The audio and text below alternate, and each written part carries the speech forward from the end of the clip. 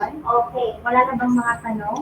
So, Good morning, everyone. Please turn on your camera and your microphone because we are about to start our class. okay, paalam, gawin niyo lang yung Prayer leader for today will be Max. paalam. Flying everywhere. Thirdly, advises his friend not to go far because strangers are just around, but waiting here to listen. One afternoon, 30 cm released a shot. He yells, "Sweetie, fly high, faster!" Start na, miss. Unfortunately, Yes, Max. he lays on the hands of the I mean, can you Let's please put, turn on your camera? miss, my camera, miss, is broken, miss, because if I turn on my camera, there's a blue I okay. something, miss. Look at me. Okay. You may now start. Let's put ourselves in the holy presence of the Lord, as we all say, in the name of the Father, Son, and Holy Spirit. Lord, thank you for the blessings that you shower upon us, the food that we eat and the water that we drink. And please guide us in today's evening class and protect all the people who are surrounded by COVID-19. And sorry for the sins that we have committed. Please guide us every day. Amen. In the The name of name of the the Father, Father, Son, Son, Holy and Holy Spirit, and Spirit. Amen. magandang umaga sa inyong lahat, grade 7. Magandang Magandang umaga, umaga, Pinoy Province. Okay. Say present as I call your name. You're not using your time for your activity. That's why. Julie, Do your activity. Psyche, Yes, very good. That's very good. Present, Miss. Daisy Lou, Later ha, and then you will tell me if you're Daisy Lou. assignment later ha. Nandito ba si Daisy Lou? Can you hear me, Miss? Okay. Cheska, Try it naman last time. Present, Chas- Miss. James, Try to click enable edit. James. Can you see it? Enable edit. James, wala dito. You're done now. Disoyo, Yes, Iris. wala. Clarice, Present, Miss. Gallardo, Present, Los, Miss.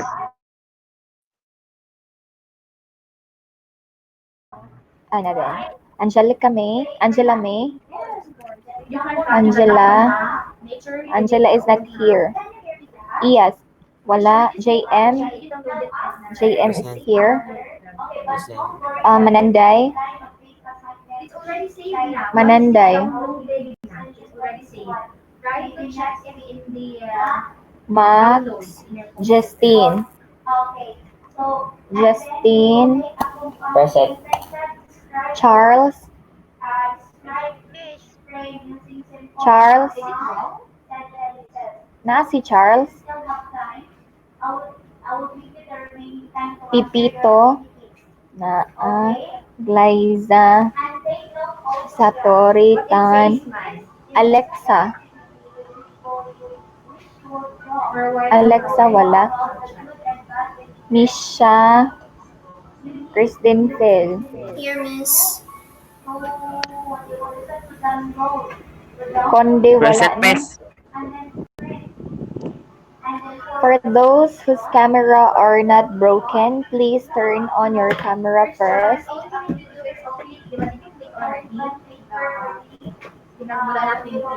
Okay, bago natin ipagpatuloy ang ating itinatalakay kahapon ay magbalik-aral muna tayo. Ano ba ang pinag-uusapan natin kahapon? Can I ask Denver, ano ba ang pinag-uusapan natin kahapon or tungkol saan ba ang pinag-uusapan natin kahapon? Ito ay tungkol sa Denver. Wala ba tayong pinag-uusapan kahapon, Denver? Denver. Hindi ako narinig siguro ni Denver. Okay, can I ask? Okay, Psyche. Can you please share to us what have we discussed yesterday? Mga anyong lupa. Okay, mga anyong lupa. Can you please give me one anyong lupa? Pinagmulan ng Pilipinas. Can I ask? Kapatagan, Miss. Okay, Kapatagan, what else? Yes? Yes, Liza. Bundok, Miss. Bundok, what else? Bundok. Gases, what else? Bulkan. Okay, we have Bulkan, what else? Ano pa? Juvie. Iwan lang sa mga teoryang yan ang inyong pinaniniwalaan.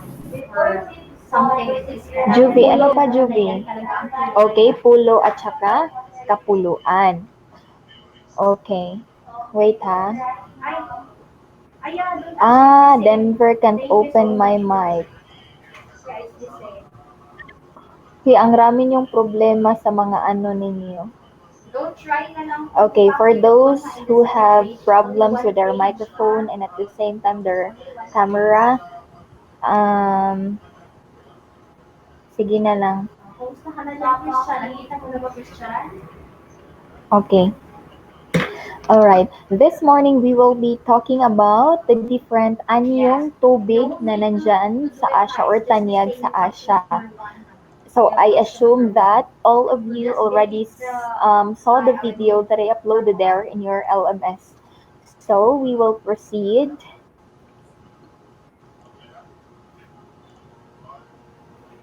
Wait. Can you see it in your screen now? Didn't have yet Microsoft Word, Theodore. Nakikita niyo na ba sa screens ninyo? No, Miss. No? Miss.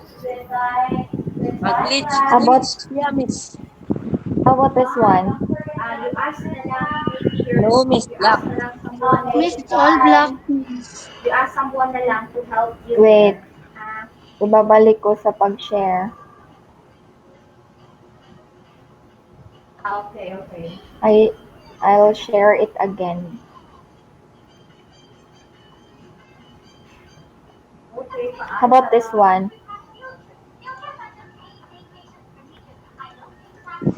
Okay na, Miss. Okay. Unang tanong, magbigay ng tatlong tanyag na anyong tubig sa Asia at ilarawan ang mga ito. Can I ask, based on the video that I presented or that I uploaded there in your LMS, magbigay ka ng isang anyong tubig. Can I ask? Excuse me, Miss. I Yes? cannot see your screen. Ha? I cannot see your screen. It's okay na lang. I'm just going to read the questions, ha? Okay, Because I Miss. cannot share my screen here. Okay. Okay, Miss. Magbigay ng, makinig na lang kayo sa akin ha. Magbigay ng isang tanyag na anyong tubig sa Asia based on the video na inyong nandyan sa inyong LMS. Can I ask Alexa? Alexa? Narinig mo ba ako dyan, Alexa? Don't do it, Chris. It's Christian Alexa? lang, because Christian's fun. Alexa? Ha? It's okay lang, Christian. It's okay. Magbigay ka na isang halimbawa. The line, diba? It's okay. Okay, dagat. Particularly, anong dagat? Can I ask Misha? You can edit it or not. Yes, Misha. Caspian Sea, Miss. Ito Oh. ay makikita sa Armenia, Azerbaijan, sa Turkmenistan, sa Christian, you know how to make at sa Kazakhstan. word? Ito naman ay ang pinaka malaki Own. lawa sa buong mundo at ito ay 371,000 kilometers. Sige na lang. Okay, very good, Misha. Talagang nag-research at talagang nagtalaka kung ano ang Caspian Sea. Can I ask another one from Lord JM? JM, pwede ka bang magbigay or magbigay ka ng isang tanyag na anyong tubig sa Asya? Based on the video, magbigay ka ng isang tanyag na anyong tubig sa Asya.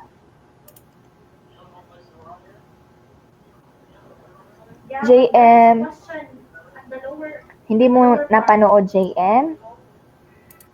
May tanong yan. Kung ano, Okay, ako na lang magbibigay. Tingnan natin.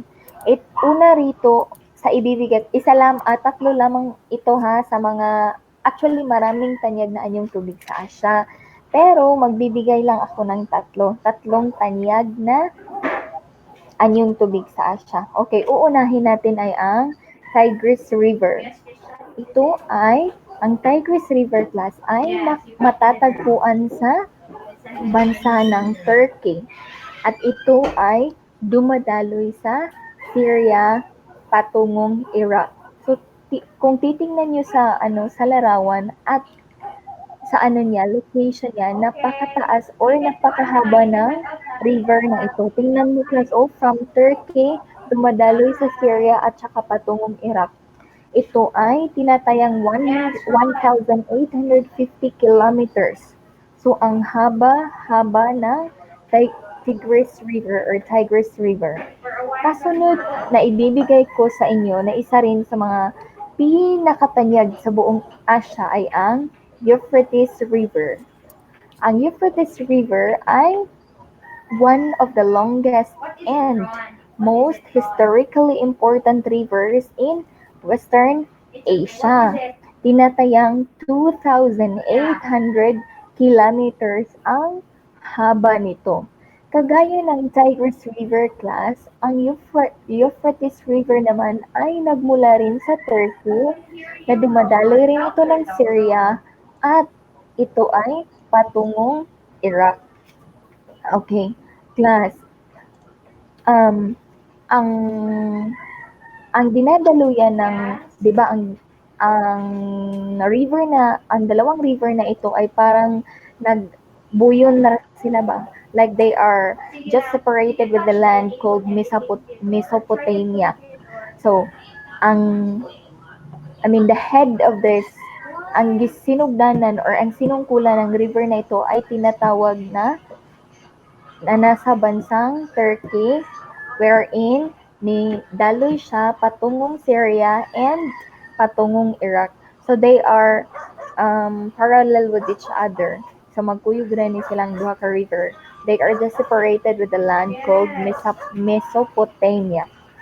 Next we have is the Huanghe River, one of the very famous river in China. So Huanghe River class can be found in, saan nyo makikita ang Huanghe River? Makikita natin sa Bansang China. Okay, bansang China. Again, ang Tigris River and Euphrates River ay makikita natin sa bansa ng Turkey na ito ay dumadaloy sa Syria patungong Iraq. So, kagaya ng Euphrates River, ito rin ay nagmula sa bansa ng Turkey papunta sa Syria hanggang Iraq. Okay, next. The question is, ano ba ang kahalagahan ng example ng Euphrates River? Di ba, kung titingnan natin, napakahaba talaga. So, kung what's the use of, or unsay purpose sa ilang river? So, the Euphrates River serves as, or it is a great help in their irrigation, sa mga kanilang pananim. Sa irrigasyon nila, nakakatulong talaga ang tubig ng Euphrates River.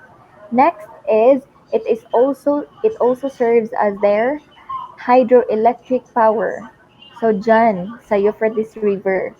And, aside from hydroelectric power, they use the water for their hydroelectric power.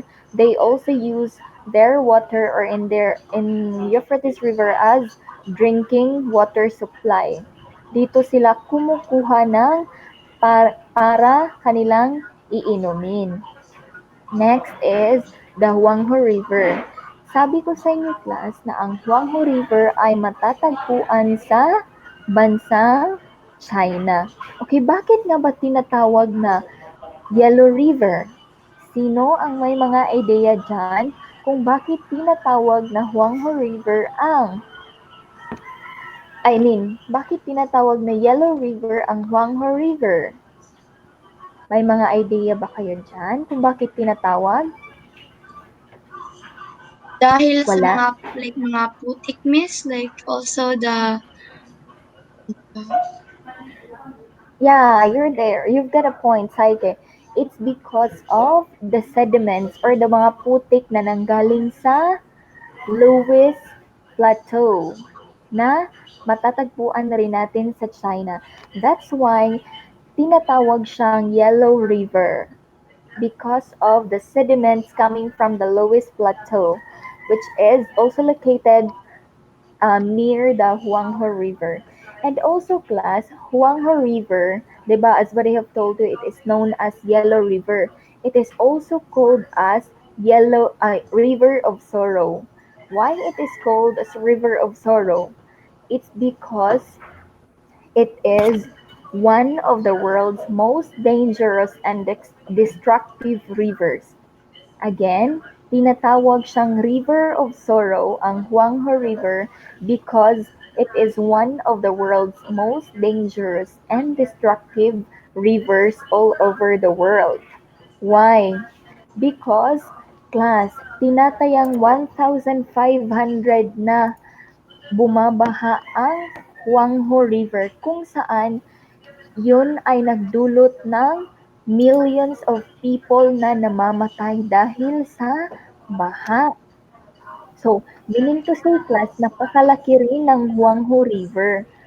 Kaya nakakapinsala ito kung bumabaha kasi maraming mamamatay ng dahil sa napakalaking tubig na umaagos doon. Okay, next. Next class is, wait ha. Next class is, ano ang anyong tubig na kilala bilang pinakamaalat sa buong mundo? Alam kong kasali yon sa video na nandun. At alam kong isa rin ito sa pinakamanyag. Miss. Yenisei River. Okay, That's- very good. Okay, very good class. Ito ay tinatawag na Dead Sea. Bakit ba tinatawag na Dead Sea, class? Sino ang may ideya dyan kung bakit tinatawag na Dead Sea? Sino may mga ideya, be, kung bakit tinatawag na Dead Sea?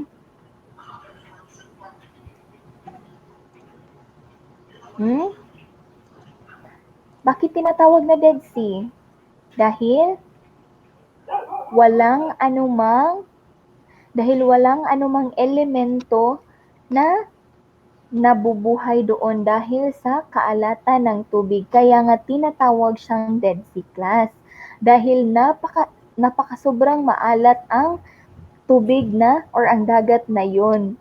Kaya nga tinatawag siyang Dead Sea kasi walang sino mang mabubuhay na mga insekto doon. Walang isda, walang mga what they call that one, mga sagbot-sagbot. Wala talaga kasi hindi siya mabubuhay doon dahil napakaalat ng tubig doon. Okay, but I also browse in the internet, class, that there are past years, there are some researchers who discovered that there is bacteria na nabubuhay doon. May research akong nabasa na nagpapatunay na may bacteria na nabubuhay doon sa Dead Sea. Pero hindi kagaya ng natural na dagat na maraming minerals at saka maraming elements na makikita mo doon. Hindi siya kagaya niyan kasi Dead Sea siya. Kasi sobrang maalat at walang mabubuhay talaga doon ng long time. Kagaya ng normal na dagat. Okay. And class, alam niyo ba na 33% ang salt content ng Dead Sea? Kumbaga, ito ay very rich in calcium, chlorine, sulfate, and magnesium ang dagat nila. Paborito ito ng mga turista class or kumbaga maraming turista ang gustong pumunta doon dahil gusto nilang maka-experience na lumutang. Yung class, alam niyo ba na kung gusto mong maka-swim, pumunta ka doon sa Dead Sea kasi makakaano ka talaga, ma-float ka talaga kasi hindi ka malulunod doon dahil sa salt content. Lulutang ka doon. Kaya nga isa yan sa mga dahilan kung bakit maraming turista ang gustong pumunta doon. Kasi gusto nilang maka-experience na naka-float sila sa water. Mostly, hindi sila marunong lumangoy. Kaya nga pumunta sila doon. Kasi they will float because of the salt content. Okay, next. The Egyptians. There in the Dead Sea, maraming many tourists also experience kanang manguha sila mga putik bitaw din ilang kuan sa ilang mga body ilang ipamutang because those putiks are coming from the bedrock of the sea. So nanggaling doon sa sa bedrock ng sea tapos yung mga sediments or yung mga putik ay inilalagay nila sa kanilang katawan. Bakit kaya nila ginagawa yun class? Dahil maraming turista ang naniniwala or the Egyptians because Egyptians before used those sediments as acne treatment, psoriasis, used for treatment of their dry skin and their muscle aches. They used that mud, particularly that mud for medical purposes. They used it for medical purposes. And I also have read some articles regarding those things na related sa sinasabi ko na maraming turista ang pumupunta doon class para magpapagaling kasi tinatawag nilang, pinaniniwalaan nila na yung Dead Sea ay nakakagaling daw, nakaka-heal ng mga psoriasis, mostly mga skin diseases, nakakagaling daw talaga yon. Okay, and you know what class, the Dead Sea is considered to, to survive for 3 million years. 300 million years old na ang Dead Sea. At saka, ang Dead Sea na yun ay 9 times saltier than the ordinary sea. Which means to say that napakaalat talaga. Di ba kung matitikman natin ang original na dagat or shall we say na ordinary na dagat natin, napakaalat, di ba? How much more kung sa Dead Sea? It's because 9 times saltier than the ordinary sea. So, talagang walang mabubuhay na mga insekto o kaya mga nilalang na nandyan sa dagat o mga tanim na nandyan sa dagat, kagaya ng nandito sa atin. Next we have is ito. Anong lawa ang pinakalalim sa buong mundo? Okay, class, ang pinakalalim na lawa sa buong mundo, lawa in English, that's lake, right? Okay, ito ay ang Lake Baikal. So, Lake Baikal class is somewhat located there in Siberia. So, in history, it is the pinakamalalim na tubig tabang na lawa sa buong daigdig at may pinakamaraming tubig. So, ang isa sa mga pangalan nito na kilala hanggang sa ngayon ay Baikal na pinaniniwalaang nangangahulugang mayamang lawa.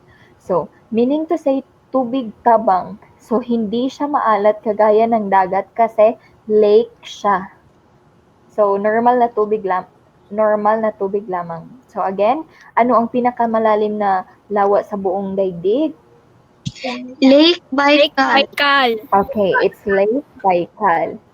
Next, ano naman ang pinakamalaking lawa sa buong Asia? This one, Lake Baikal is sa buong daigdig.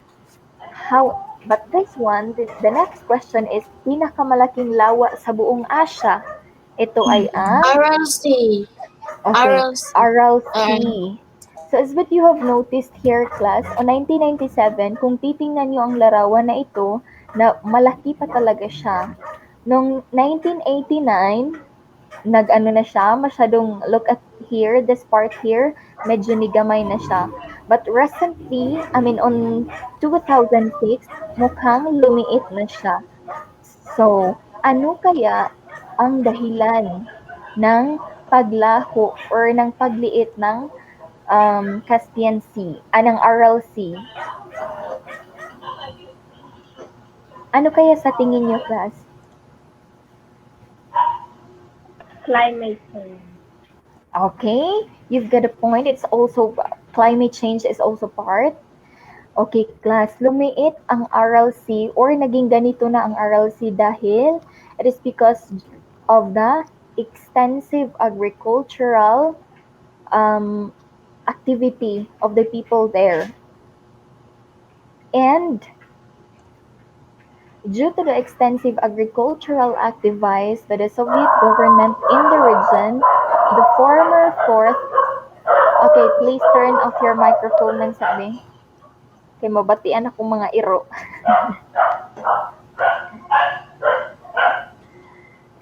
Okay. Long before, the Aral Sea is the fourth largest lake in the world. Again, long before, it is the fourth largest sea in the world. But right now, since they use it in their extensive agricultural activity, the people living there, it turns into ika-8 na siya nga largest lake. Again, long before, ika-4th ni siya all around the world nga pinakadako nga lake sa buong mundo. But right now, it turns out into ika-8 na lang siya. It's because of the climate change, and aside from the climate change, because of their extensive agricultural activity. Next, it was then that the massive agricultural activities that ultimately have led to the death of the sea. So again, class, because of their extensive agricultural activities, mao ni siyang naing-ani na siya ron. So,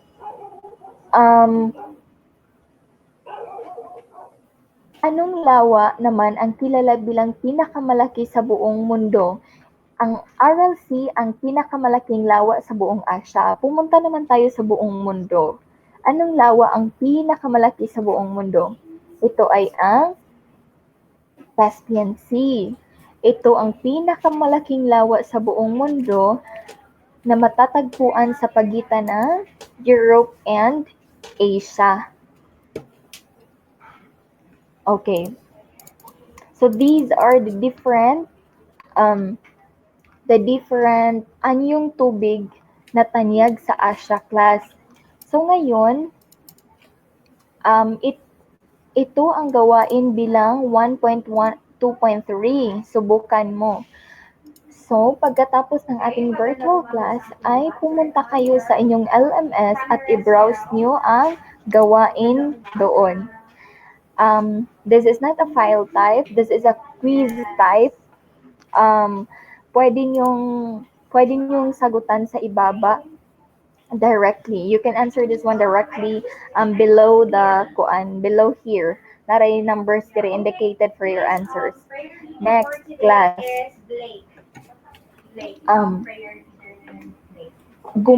Next ninyong gawain is, or for your project, gumawa ng travel brochure na nagpapakita ng iba't ibang katangiang pisikal na tanyag sa bawat rehiyon na inyong naaatasan.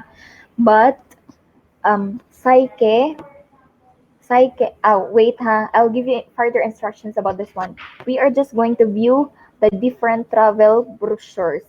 Can you still see on my screen? Can you still see on my screen? Okay, great. Okay, travel brochures. Ito ang mga sample na travel brochures na ipapakita ko sa inyo. You can browse also in the internet because there are a lot of examples there. I'm just going to present here 5 or 4 maybe. Let's see. Okay, this one is an example of travel brochure. So, ang travel brochure, are you familiar with brochure? Brochure like Avon, Catalog, and many more. I mean, Magazine, Avon, miss? brochure ba? Brochure. Yeah, it Oh, looks like a magazine. The Natasha brochure, the Avon brochure, wherein you can see there the prices, the what do you call that one, the pictures of the product. But here in your travel brochure, you are going to showcase the different anyong tubig, anyong lupa na matatagpuan sa rehiyon na inyong naa-assign. For example, you are assigned to make a travel brochure in Silangang Asya. Alam mo na ang Pilipinas ay kabilang sa Silangang Asya. So you are going to look for the different countries. The different countries belong to Silangang Asya, and then you are going to explore the different countries, and then you are going to show the different anyong tubig at anyong lupa na tanyag dyan. Did you get it? Okay, miss, let's so try we're to. still gonna like assign, miss, what part of Asia we're gonna like a travel brochure, miss? Wait, ha. I'll give further instruction. Let's see first the different travel brochures. Unsay feature niya ba? O, ano ang makikita nyo? Okay, this one. These are the different travel brochures, mga designs. You can copy the designs, the layout. My point here is for you to see the different layouts. Okay. Next is this one. Look. But here kay it's mostly kuan man ni siya kanang for tourists. Mga kuan man ni siya, mga beautiful sceneries. But sa inyo ha, inyong i-feature is there different anyong lupa and anyong tubig na tanyag doon. Next, this one. Look at their layouts. Also this one, it's very simple. Okay. Wait. Mag-usap na tayo para sa inyong ano. Wait ha, kaya I'm going to. Okay. But for you class, 'di ba? Sa nakikita nyo sa mga mostly of my travel brochures, mostly ang ipinapakita doon ay ang mga tourist spots na tanyag sa bawat bansa na ipinapakita ko. Sa inyo, okay. Sa inyo, ang ipapakita nyo ay ang mga tanyag na anyong lupa at anyong tubig sa rehiyon na inyong na-assign. For example, you're assigned in Silangang Asya. Okay. If you are assigned in Silangang Asya, you are going to look for the different countries under Silangang Asya. Say for example, di ba Silangang Asya under niya is Philippines, China, what else? Di ba? Okay. So you are going to look for the particular countries and then search for their tanyag na anyong lupa at anyong tubig na makikita mo sa mga bansang doon. Yun ang gagawan mo ng layout. Pag sinasabi nating travel brochure class, hindi lamang po ang ipapakita ninyo ay mga pictures. You are going to put a little description on each picture. Alright? Again, hindi lamang pictures or different pictures ang ilalagay mo, kundi pati lugar, anong tawag dyan, anong tawag, for example, in the Philippines, so you're going to write Philippines, the nation, Philippines, and then you're going to write Bulkang Mayon, and then a little description of Bulkang Mayon. Did you get it? Nakuha mo? Okay. Pwede mong hindi lahatin na hindi lahatin how do I say that? Pwede ra dili nimo nahirapan talaga ako magtagalog. Pwede ra dili nimo tananon og search ang tanang countries as long as you are representing the different countries in that particular region. Alright? Okay, mga katanungan. or Miss, any we will make clarification. it like a PowerPoint, Miss. No, you are going to make it nga naa jud sa Word. And then if ang inyong output, because if you're going to make it in a soft copy form, if you're just going to send me a copy, I cannot see the layout. Di man ako makita ang layout. So you're going to take a picture. You're going to take a picture with your finished product and then send it to me. Pwede Miss, nyo, So we will make it in Microsoft Word, Miss. it's up to you where you're going to make it. As and then long we're as, gonna Miss, only print it, one, Miss. ha? only Gonna one page, print it, Miss. Miss. It's up to you. As many as you can. It depends on the countries under or under the region. So my task here is psyche. So you are going to divide your classmates if how many mo kabuok, and then you are going to um, assign them of what particular region. Dahil my point here, class, is wait. My point here, class, is gusto kong kayong lahat ay hindi magkakapareho. That's why I told Saike to divide the group so that each one of you have different region. So we already know that there are 5 regions. So hindi lahat sa inyo ay hilagang Asya, silangang Asya lang. Hindi lahat sa inyo ay Timog Asya lang. That's why I want it to be fair. Kung may dalawang silangang Asya, may dalawang Timog Asya, may tatlong hilagang Asya, may dalawa or tatlong kanlurang Asya. Dapat fair lahat. Hindi lahat magsilangang Asya na lang. Okay? Okay. You can communicate it with your group chat. I know you have group chat. And Yeah, you can Miss, also but not all are in there, Miss. not sino ang hindi kasali sa group chat? Okay, you add Psyche. Okay, you add for those who are not included in the group chat. I know you can make it because all of you have internet connection. So what's the use of your internet connection if you're not going to use that one? So use that one. Use your messenger in planning for your activity, in planning for your project. Miss, excuse Okay. me, Miss. Mm. How to pass it? Okay.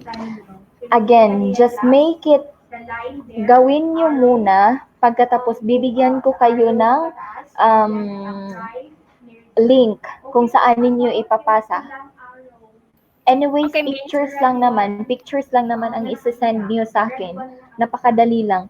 What's the Pictures, Miss. difficult? We will just picture our answer, Miss, or like the output. Send it to you, Miss. Your project only.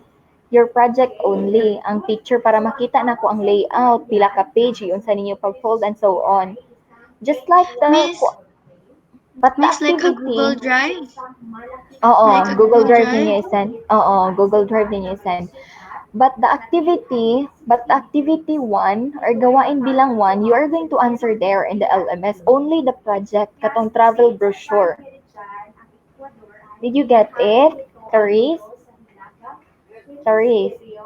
Miss, so Google Drive ra na mo gamit ang kanan, Miss. Oo. Right now, I am not going to give you the link pa because you are going to make it pa man. It's not easy to make travel brochure pa man. It needs much time to prepare for that, for the layout. Kagaya ng mga na-present ko dito sa kanina. Gumawa man kayo ng pareho niyan. When's the Maghanap pa kayo deadline, ng... Miss? I can extend. If you cannot make it on Thursday, I can extend that one. Let's see. Kung marami nang nakagawa sa inyo, okay. I will extend that one na lang dyan. Monday, kaya? Monday, kaya? Okay. Kaya, Miss. Okay. Deadline will be on Monday. If you have any questions, you can ask that one. You can send me your concerns regarding our project there on our GC. And for those who are absent, please tell them about our travel brochure. Again, you are going to present or showcase the different anyong lupa at anyong tubig sa bawat rehiyon. Psyche, your task is to divide your classmates. Miss, excuse me, Miss. Mm. Wala lagi ko kita sa gawain bilang 1, Miss. Ay, wait. Baka na-hide ko. Oh, wait ha.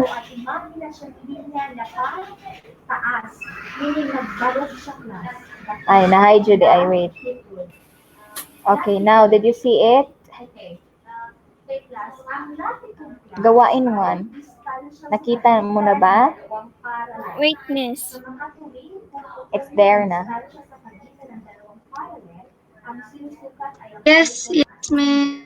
Okay, it's very easy. It's very easy. Activity 1, Miss. Activity 1. Oo. It's very easy. Napakadali lang ng activity 1.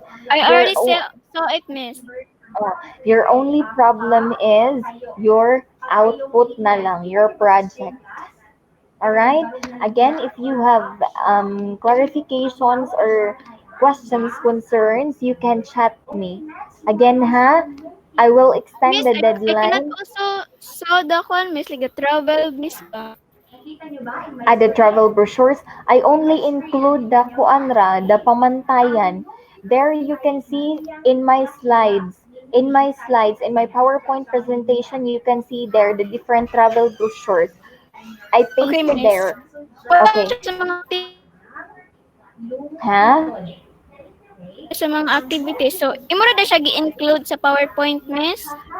Yes, on the last part of my PowerPoint, I presented there the different travel brochures. You can copy or you can watch there the different layouts of the travel brochures. Alright? Okay, Miss. Thank you. Okay. I will decide na lang, B, para dali tag Liza. Wait. Different regions in Asia, we have Silangan, Silangang Asya, Timog, Kanluran, Timog,